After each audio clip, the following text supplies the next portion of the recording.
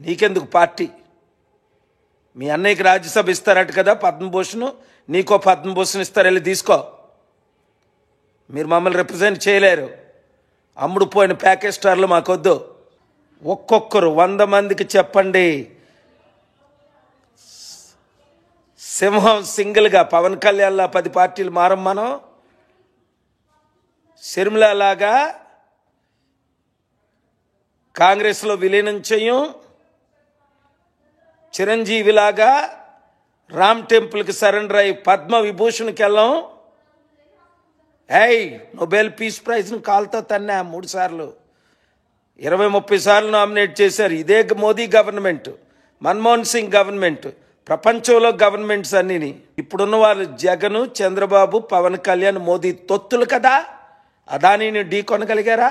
Steel ప్లాంట్ని ఆపగలిగారా? కోర్టుకెళ్ళి మరి ఆపా. అది మీకెవరు కావాలి?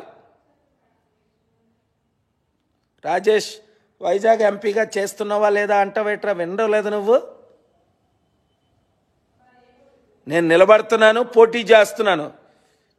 మీకు ఇదే లాస్ట్ ఛాన్స్. నన్ను గెలిపించుకుంటే దేశం కాపాడుకుంటారు, రాష్ట్రాన్ని కాపాడుకుంటారు. క్రైస్తవులు, ముస్లింలు, హిందూస్ పీస్ లవింగ్ ఉంటారు. మోదీ తొత్తులు కాదు. పవన్ కళ్యాణ్ అంటాడు, ఏమంటాడు? నాకు ఇతర మతాలంటే నమ్మకం. రేయ్ పవన్ కళ్యాణ్, నువ్వు నోరిప్పి మాట్లాడావురా?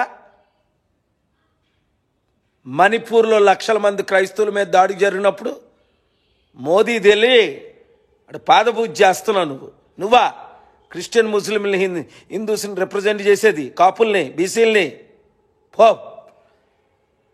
నీకెందుకు పార్టీ? మీ అన్నయ్యకి రాజ్యసభ ఇస్తారట కదా పద్మభూషణ్, నీకో పద్మభూషణ్ ఇస్తారు, వెళ్ళి తీసుకో. మీరు మమ్మల్ని రిప్రజెంట్ చేయలేరు. అమ్ముడు పోయిన ప్యాకేజ్ స్టార్లు మాకొద్దు.